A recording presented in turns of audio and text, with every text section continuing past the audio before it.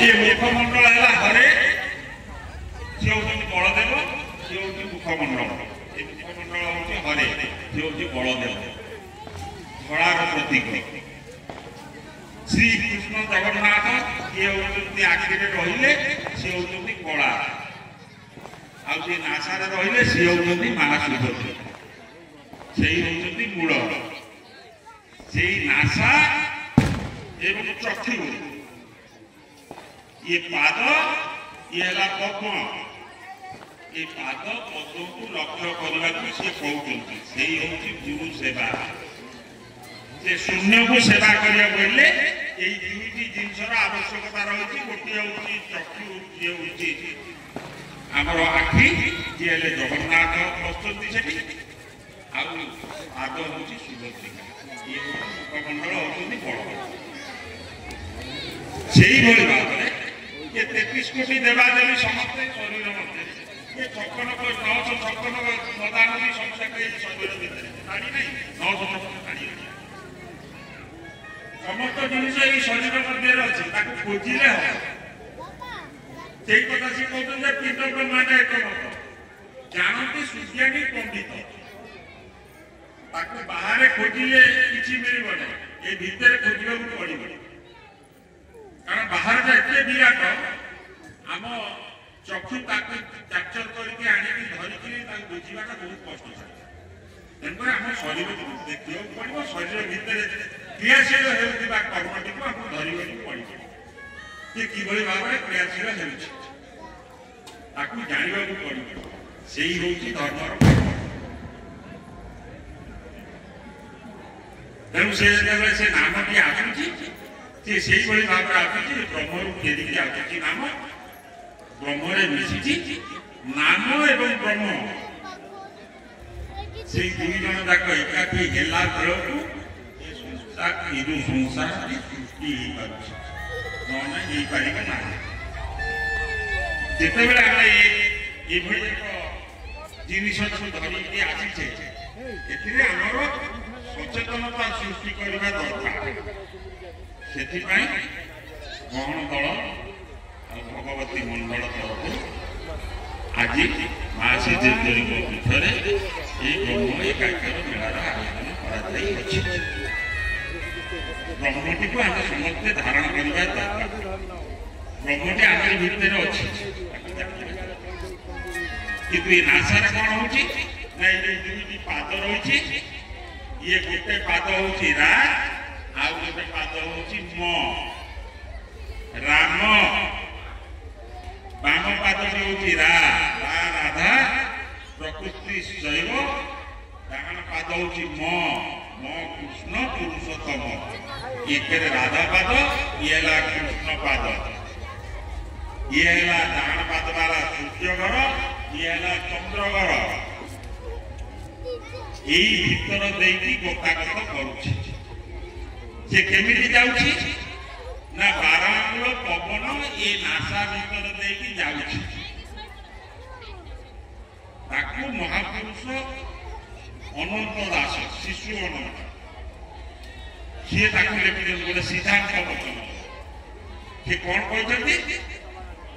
ना बाहर रे 12 भीतर रे 12 बारक भितर ब्रह्म एकाकार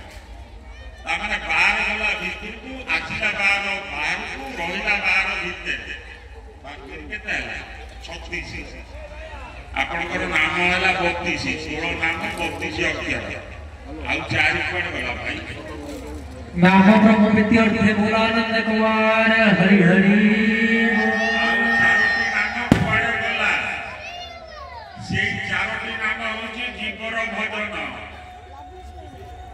से जीवर भजन 4टी अक्षर तार मिसिकी होती 36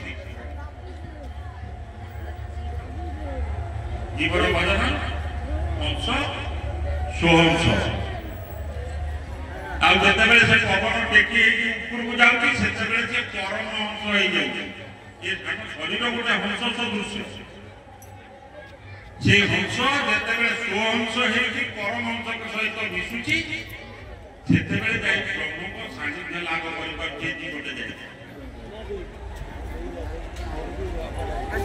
तेणु सेही जिनिस এই ଯୋଉ 16 ନାମ 32 ଅକ୍ଷର ତା ମଧ୍ୟରେ ଏ ଜୀବର ଭଜନଟିକୁ ତା ଦେହରେ ଆଡ଼ କରିବ। ଇଏ ହେଲା ହଂସ ଏବଂ ସ୍ୱହଂସ। ये चार मिसिले है 36। ताले 16 नाम 32 का आगे केमती आछिला कारण कलिले जो अवतार है जे महाप्रभु श्री जगन्नाथ ये स्वयं जगन्नाथ से केमती नाय कलि जुगरे ताकर तीनोटी अवतार ताकर आदि अवतार होची श्री चैतन्य देव से जते बे संसार को आसीले ताको अर्ध अवतारी बेनी कुआ जाय तीनोटी अवतार रही महापुरुषंकर ये महाप्रभु जिते कल्कि अवतार होती तीनोटी अवतार गोटे अवतार होती श्री चैतन्य देव सी संसार में कौन कले ये भाई मैंने बजे बजे आसते नाम हरे राम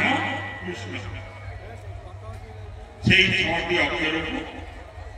हरे राम कृष्ण हरे है मुखमंडल राम है सुभद्रिका सी है नासा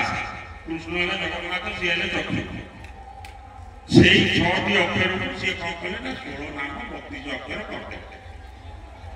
आउ 13 नाम टाक गुप्त कर रखिले जिते शेष कल्कि अवतार भाव में प्रभु आसवे से 13 नाम टाक ता देहरे आड कर माने मिसे से 6 नाम कहले कौन ना ओम हरे राम राम राम हरे हरे हरे कृष्ण कृष्ण कृष्ण हरे हरे यही महामंत्र जपिकी आम ये भाई मैंने ये 3टा नाम 6टा अक्षर आउ 13टा नाम गुप्त होकर रहा शेष कल्प अवतार जिते आसिले संसार से 13 नाम मध्य संयोग कल सी ओम हरे राम कृष्ण श्याम करा रमा काम दान नंद कंद तीन धर्म साधु मधु नाम ब्रह्म ये 16 अक्षर भीतर आसला 16 नाम 32 महामंत्र महानंद तीर्थे बोलानंद कुमार हरि हरि सेही होची कल्कि महामंत्र सेही होची कल्कि महामंत्र सेही कल्कि महामंत्र को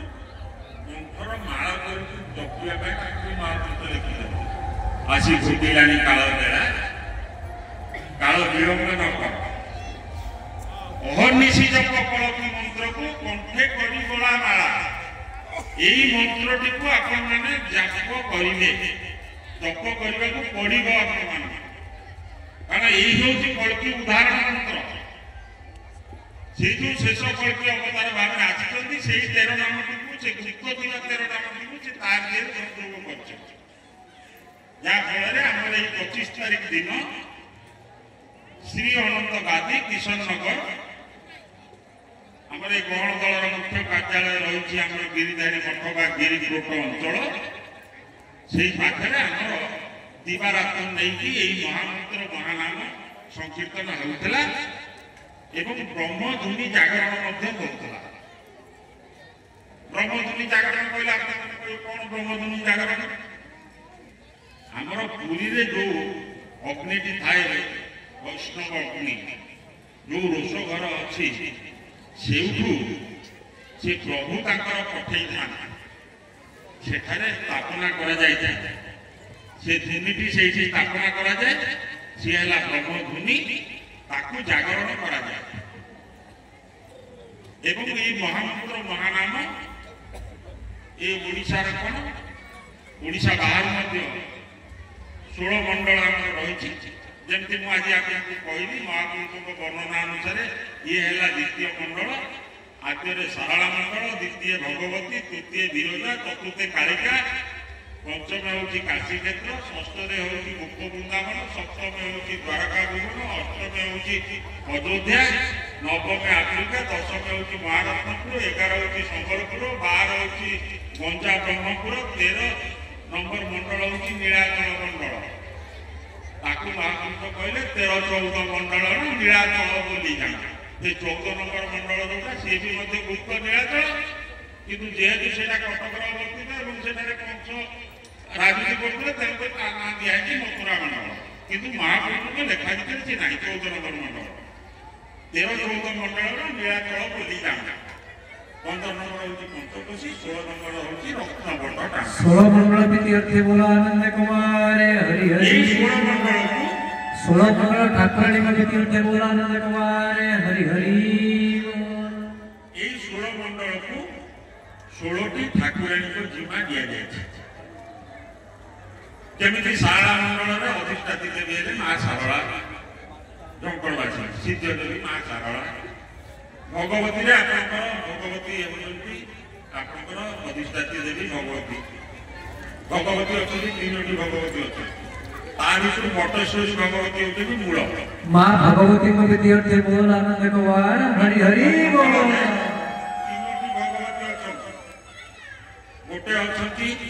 ଆପଣ ସାଲେପୁର ବସ୍ ଷ୍ଟାଣ୍ଡ ପାଖରେ ଯୋଉ ଭଗବତୀ ଠାକୁରାଣୀ ଅଛନ୍ତି ସିଏ ହେଉଛନ୍ତି ସାଲେପୁର ଭଗବତୀ ଆପଣ ସାଲେପୁର ବାଁକରେ କଲେଜ ବାଟ ଦେଇକି ଗଲେ ବାଁକରକୁ ଗଲେ ସେ ନଦୀ କୂଳରେ ଅଛନ୍ତି ଯୋଉ ବଟେଶ୍ୱରୀ ଭଗବତୀ ସେ ହେଉଛନ୍ତି ଆପଣଙ୍କର ମୂଳ ଆଉ ଜଣେ ଅଛନ୍ତି ଚିତ୍ରା ଭଗବତୀ ସେ ସେଇ ନଦୀ କୂଳରେ ଅଛନ୍ତି କିନ୍ତୁ ତାଙ୍କର ଗୋଟେ ବିରାଟ ତୁଳସୀ ଗଛ ଗୋଟେ ବିରାଟ ତୁଳସୀ ଗଛ ଅଛି ଏଭଳିଆ ତୁଳସୀ ଗଛ ଆପଣ ଦେଖିନଥିବେ ଆମେ ତ ସାଧାରଣତଃ ଘର ମାନଙ୍କରେ ଦେଖୁଛେ ତୁଳସୀ ଚଉରାରେ ଲଗା ହେଇକି ଏଠି ତୁଳସୀ ନାହିଁ ଏଇ ପାଖରେ ଅଛନ୍ତି ଚିତ୍ରା ତୁଳସୀ ଚିତ୍ରା ଭଗବତୀ ବିରଜା ମଣ୍ଡଳର ଅଧିଷ୍ଠାତି ଦେବୀ ହେଉଛନ୍ତି ମା ବିରଜା এইভাবে ভাবে 16 মন্ডলর 16টি ঠাকুরাণীকে দায়িত্ব দিয়া যাচ্ছে কোন দায়িত্ব দিয়া যাচ্ছে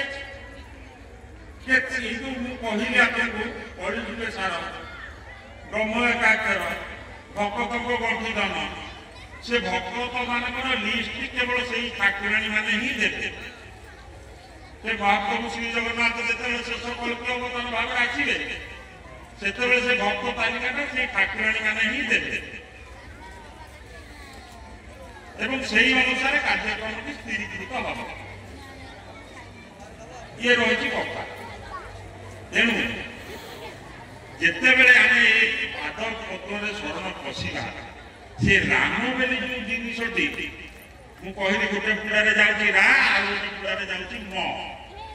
রাম রাম উল্টিকি মরা মরা রাম রাম এমতি হয়েকি শরীর ভিতরে ଯିବା রামটি কি যে অযোধ্যা নরেশ রামচন্দ্র কথা কହୁନାହାନ୍ତି ତାକୁ କହୁଛନ୍ତି କଣ ନା ଜୀବ ମାତ୍ରକ ସେ ରମନ୍ତି ଯେଣୁ ରାମ ବୋଲି ନାମ ହୋଇଛି ତେଣୁ ସେ ଯେଉଁ ରାମ ସେଣୁ ଅଟେ ହଂସ ହଂସ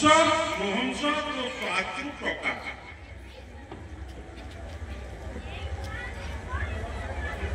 ବୁଝିବ ଭାଇ ସେ ଯୋଉ ରାମ ବୋଲି ଯୋଉ ନାମ ସେ କେମିତି ସୃଷ୍ଟି ହଉଛି ସେ ସୃଷ୍ଟି ହଉଛି ଯେ ଏ ଜୀବ ଯେତେବେଳେ ପରମଙ୍କ ସହିତ ରମଣ କରୁଛି ଏ ଶରୀର ଭିତରେ ଜୀବଟି ଅଛି ଗୋଟେ ପରମଟି ଅଛି ଜୀବ ମାତ୍ରକ ସେ ରମନ୍ତି ଯେଣୁ ଜୀବଟି ହେଲେ ସ୍ତ୍ରୀ ଲୋକଟି ପରମ ହେଲେ ପୁରୁଷ ଯେତେବେଳେ ସ୍ତ୍ରୀ ଲୋକଟି ଯାଇ ପୁରୁଷ ଲୋକଙ୍କ ସହିତ ମିଳିତ ହେଉଛି ଜୀବ ଯେତେବେଳେ ଯାଇ ପରମଙ୍କ ସହିତ ମିଳିତ ହେଉଛି ଯେତେବେଳେ ରମଣ କରୁଛି ସେତେବେଳେ କଣ ହଉଛି ନା ସେ ଗୋଟେ ନାମ ସୃଷ୍ଟି ହଉଛି ସିଏ ହଉଛି ରାମ ସେ ରାମ କିଏ ନା ସିଏ ହଉଛି ହଂସ नासा पूरा पवन दिवा हंस आंश जीवन भजन कथा कही जाए तो श्वास प्रकाश तो जो निश्वास प्रश्वास प्रवेशता हूँ प्रश्वास निर्गतता हूँ निश्वास बुझे यही भाव से क्रियाशील हो शरीर भितर षड़ चक्र भेद करके सी आगे आम मैंने समस्ते बसुचे से कौन हुए ना से पवनटी को गुह चक्र ठारू पूरा ललाट चक्र पर्यंत उठेवा पड़े धीरे सुस्थे पड़ो स्वर को मात्रा को एकाठी करने पड़ो से समस्त जिन गुड़िक आप धीरे धीरे बुझीजे ଆପଣ ଯେତେବେଳେ ନିଜକୁ ନିଜେ ଜାଣିବାକୁ ଚାହିଁଲେ ସେ ଜିନିଷଗୁଡ଼ିକ ପ୍ରଭୁ କଣ କହିଲେ ଆପଣ ଦୟା କରିଦେଲେ ଆପଣ ଧୀରେ ଧୀରେ ସେ ଜିନିଷଗୁଡ଼ିକ ଜାଣିପାରିବେ କିଛି ଅସୁବିଧା ହେବ କାରଣ ତାକୁ ମହାପୁରୁଷ ଲେଖିଛନ୍ତି ଯେ ଜାଣିବା ଲୋକକୁ ବାଟ ପଡ଼ିଅଛି ନ ଜାଣିବା ଲୋକ ଅନ୍ଧ ଭାବରେ ମଣିଲେ ଶ୍ରୀ ଅଚ୍ୟୁତାନନ୍ଦ ଦୟା କଲେ ଆଦି ଗନ୍ଧ ଯିଏ ଜାଣିବାକୁ ଚେଷ୍ଟା କରୁଛି ସେ ଜାଣୁଛି ଆଉ ଯିଏ ନ ଜାଣୁଛି ଅନ୍ଧ ଅନ୍ଧ ତାକୁ ତ କିଛି ଦେଖାଯିବନି ଆଉ ସେ ଅନ୍ଧ ହବ ତେଣୁ ଯିଏ ଜାଣିବାକୁ ଚେଷ୍ଟା କରୁଛି ତାକୁ ଆଦି ଗନ୍ଧ ସେ ନିଶ୍ଚିତ ଭାବେ ତାକୁ ଦୟା କରିବେ ଧୀରେ ଧୀରେ ଧୀରେ ଧୀରେ ସେ ଯେତେବେଳେ ଜାଣିବେ ଯେ କଳିଯୁଗର ଏଭଳି ସମୟରେ ଯେ ସେ ମୋ କଥା ଟିକେ ଚିନ୍ତନ କରୁଛି ତେଣୁ ଆର ଜାଣିବାର ଅଭିଳାଷ ଅଛି ଆର ମନୋବୃତ୍ତି ଅଛି ଜାଣିବାକୁ ତେଣୁ ସେ ଧୀରେ ଧୀରେ ଧୀରେ ଧୀରେ କଣ କରିବେ ତାଙ୍କ ପାଇଁ ବାଟଟି ଖୋଲିଦେବେ ସେଇ କଥା ସେ ମହାପୁରୁଷ କହୁଛନ୍ତି ଯେ ଜାଣିବା ଲୋକକୁ ବାଟ ପଡ଼ିଛି ନ ଜାଣିବା ଲୋକ ଅନ୍ଧ ଭାବରେ ମଣିଲେ ଶ୍ରୀ ଅଚ୍ୟୁତାନନ୍ଦ ଦୟା କଲେ ଆଦି କନ୍ଧ ଆପଣଙ୍କୁ ଭାବ କରିବାକୁ ପଡ଼ିବ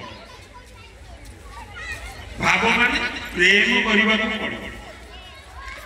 ସେ ପୁଣି ଆଉ ଗୋଟେ କଥା ମୁଁ ଆପଣଙ୍କୁ କହିଦେଉଛି ସେ ଆମର ଇଏ ପ୍ରେମ କଥା କହୁନି ସେ ଏ ଯୋଉ ସବୁ ସଂସାର ମଧ୍ୟରେ ଯୋଉ ପ୍ରେମ କଥା ସିଏ କହୁନାହାନ୍ତି ସିଏ କହୁଛନ୍ତି ଅପ୍ରାକୃତ ପ୍ରେମ ହେଲା ଜୟ ରାଧା ହରି ସିଏ ପ୍ରାକୃତିକ ପ୍ରେମ ନୁହେଁ ସିଏ ଅପ୍ରାକୃତିକ ପ୍ରେମ ସେ ଯୋଉ ଜୀବ ଏବଂ ପରମ ଏ ଶରୀର ମଧ୍ୟରେ ଅଛନ୍ତି ଯିଏ ଆଦି ଏବଂ ଅନାଦି ଭାବରେ ଶରୀର ମଧ୍ୟରେ ଅଛନ୍ତି ତାଙ୍କ ଭିତରେ ଯୋଉ ପ୍ରେମ ସେଇଟାକୁ ସିଏ କହୁଛନ୍ତି ଯେ ସେଇ ହଉଛି ମୂଳ ସେଇଗୁଡାକ ପ୍ରେମ ଆଉ ସେଇଥିରୁ ଭାବ ହିଁ ଜାଗ୍ରତ ପ୍ରେମ ହେଲେ ଆପଣଙ୍କର ଭାବ ଜାଗ୍ରତ ହବ ଭାବ ଜାଗ୍ରତ ହେଲେ କଣ ହବ ନା ଆପଣ ଭାବିବେ ଯେମିତି ଗୋଟିଏ ପୁଅଟେ ଝିଅଟିକୁ ଭଲ ପାଇବା ସେ ଭଲ ପାଇବା ଭିତରେ ତାର ସେ ଭାବ ଆସିଗଲା ଭାବ ଆସିଗଲେ ସେ ପୁଅଟି ତା ବିଷୟରେ ଚିନ୍ତା କରିବ ଝିଅଟି ତା ବିଷୟରେ ଚିନ୍ତା କରିବ ସେଇଭଳି ସେଇଟା ପ୍ରାକୃତିକ ପ୍ରେମ ଲୀଳା କଥା ଠିକ କହୁନାହାନ୍ତି ଯେମିତି ଅପ୍ରାକୃତିକ ପ୍ରେମ ଲୀଳା ଜୟ ରାଧା ହରି ରାଧା ଏବଂ ହରିଙ୍କର ଯୋଉ ପ୍ରେମ ଲୀଳା ଏ ଶରୀର ମଧ୍ୟରେ ସଂଗଠିତ ହେଉଛି ସେଇ କଥା ସେ କହୁଛନ୍ତି ସେଇ ଗୋଟିକ ଯୋଉ କ୍ରିୟା ହେଉଛି ତା ଭିତରୁ ଗୋଟିଏ ନାମ ବାହାରିକି ଆସୁଛି ସିଏ ହେଉଛି ରାମ ଆଉ ସିଏ କେମିତି ସେ ରାମଟି ସୃଷ୍ଟି ହେଉଛି ନା ଯେତେବେଳେ ମିଳନ ହେଉଛି ଜୀବ ଏବଂ ପରମଙ୍କର ମିଳନ ଜୀବ ହେଉଛି ଗୋଟେ ସ୍ତ୍ରୀ ଲୋକଟିଏ ପରମ ହେଉଛି ପୁରୁଷ ସେଇ ଶରୀର ମଧ୍ୟରେ ଅଛି ଆମର ବାମ ଅଙ୍ଗଟା ହେଉଛି ସ୍ତ୍ରୀ ଅଙ୍ଗ ଡାହାଣ ଅଙ୍ଗଟା ହେଉଛି ପୁରୁଷ ଅଙ୍ଗ ଆମେ ସମସ୍ତେ ପୁରୁଷ ନୁହନ୍ତି ଆମେ ହଉଛୁ ସମସ୍ତେ ନାରୀ କାହିଁକି ନାରୀ ଯେ ଆମେ ଭିତରୁ ଯୋଉମାନେ ଆମର ବୁଢ଼ାବାପା ଅଜା ଆମ ଆଈ ବୁଢ଼ୀମା ଏମାନେ ସମସ୍ତେ କହୁଛନ୍ତି ଜଗନ୍ନାଥ ସ୍ୱାମୀ ତେଣୁକରି ଆମେ ମଧ୍ୟ ସେ ସ୍ୱାମୀ